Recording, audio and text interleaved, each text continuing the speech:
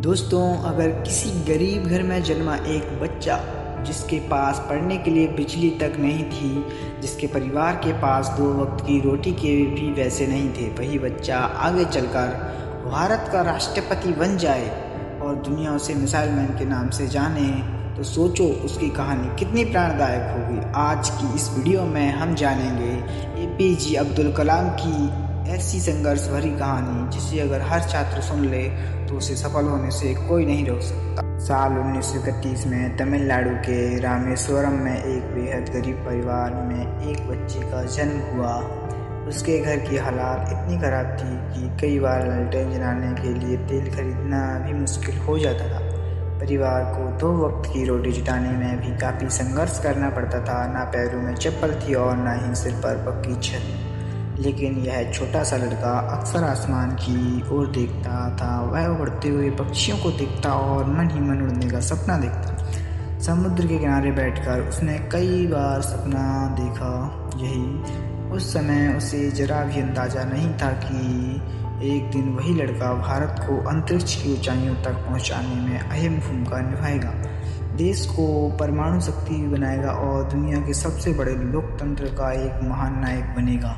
यह कहानी है भारत के मिसाइल मैन और भारत रत्न डॉक्टर एपीजे अब्दुल कलाम की, एक ऐसे इंसान की जिसने शायद ही किसी को नफरत रही हो।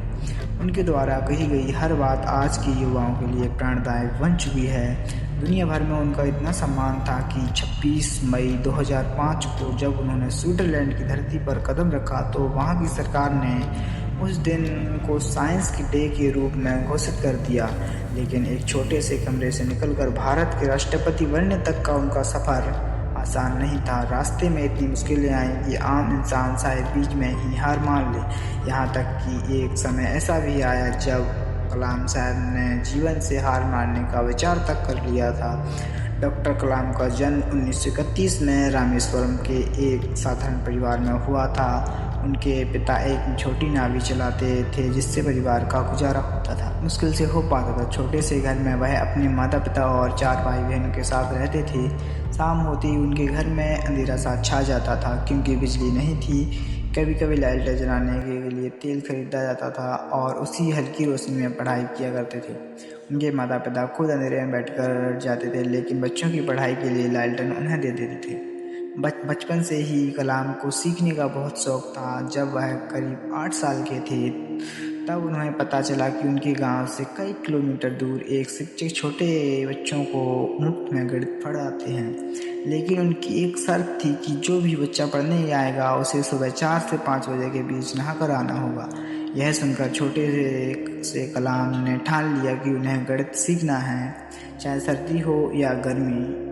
बारिश हर सुबह ठंडे पानी से नहाकर समय पर पढ़ने भी पहुंच जाते थे। धीरे धीरे उन्होंने पढ़ाई में अच्छी पकड़ बना ली, लेकिन वह सिर्फ पढ़ाई तक सीमित नहीं रहना चाहते थे। वह अपने परिवार की मदद भी करना चाहते थे। इसलिए लगभग 10 साल की उम्र में उन्होंने गांव में अखबार बांटने का काम शुरू किया। हर दिन सुबह वह साइकिल से रेलवे स्टेशन जाते, वहाँ से दीनामणि नाम का अखबार लेते थे और पूरे गांव में घर घर पहुंचाते थे। इस दौरान वह चलते फिरते अखबार भी पढ़ लेते थे। दोपहर के समय वह अक्सर मणिकम की लाइब्रेरी में बैठते और पुराने अखबारों में लाइब्रेरी में बैठते और संहिता को पढ़ते रहते। ज्ञान हासिल करना उनका सबसे बड़ा शौक था। डॉक्टर कलाम हमेशा कहते थे कि इंसान को बड़े सपने देखने चाहिए क्योंकि छोटे सपने देखने का कोई मतलब नहीं होता। समुद्र के किनारे बैठकर आसमान में उड़ती हुई पक्षियों को देखकर उन्होंने पायलट बनने का सपना देखा। उनका मानना था कि सपने तभी सच होते हैं जब हम उन्हें देखने का साहस रखते हैं। लेकिन इस सपने की राह में सबसे बड़ी बाधा थी गरीबी। फिर भी उनके परिवार ने उन्हें आगे बढ़ाने में कोई कमी नहीं छोड़ी। साल 1991 में उन्हें सेंट जोसेफ कॉलेज में दाखिला दिलाने के लिए उनकी बड़ी बहन ने उनके अपने सोने कंगन तक गिरवी रख दिए।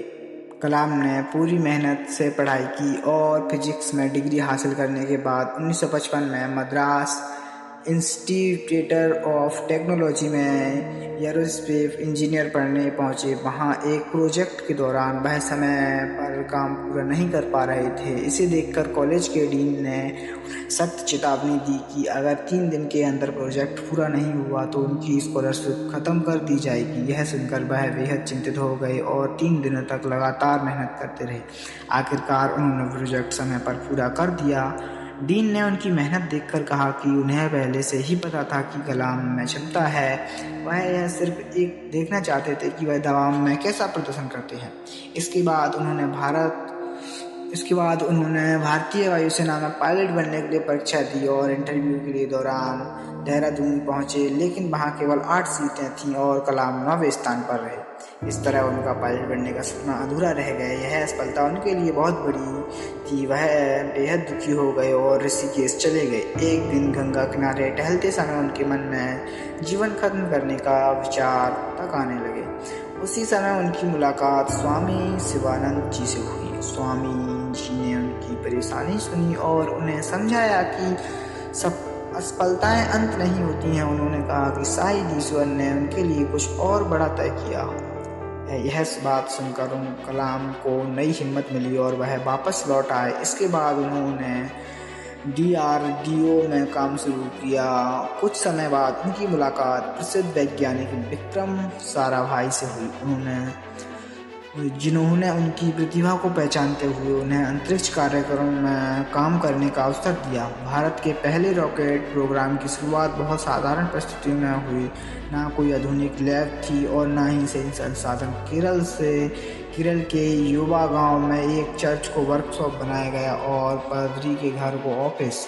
रॉकेट के हिस्सों को साइकिल और बैलगाड़ी से लॉन्च पैड तक ले जाया गया। महीनों की मेहनत के बाद 21 नवंबर 1963 को भारत ने अपना पहला रॉकेट लॉन्च किया और अंतरिक्ष की दिशा में कदम बढ़ाया। आगे चलकर डॉक्टर कलाम भारत के पहले सैटेलाइट लॉन्च व्हीकल SLV-3 के प्रोजेक्ट डायरेक्टर बने। 1979 में इसका पहला परीक्षण असफल रहा और रॉकेट बंगाल की खाड़ी में गिर गया, लेकिन उन्होंने हार नहीं मानी। सिर्फ 1 साल बाद 18 जुलाई 1980 को उसी प्रोजेक्ट को सफलतापूर्वक लॉन्च कर भारत को अंतरिक्ष क्लब में शामिल कर दिया। इसके बाद उन्होंने अग्नि और पृथ्वी जैसी मिसाइल के विकास में महत्वपूर्ण भूमिका निभाई।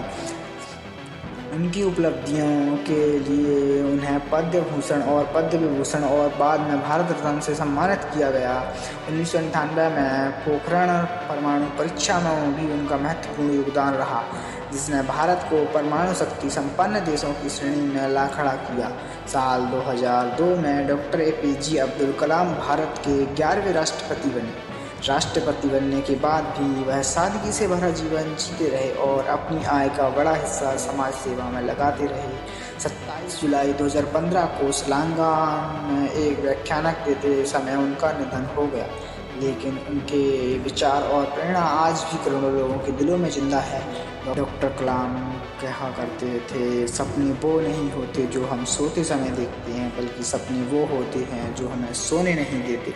दोस्तों, APJ अब्दुल कलाम की ज़िंदगी में हमें यही सिखाती है, गरीबी मुश्किल है और असफलता कभी भी इसी इंसान के सपनों को रोक नहीं सकती। ज़रूरत होती है तो बस मेहनत, हिम्मत और बड़े सपने देखने की।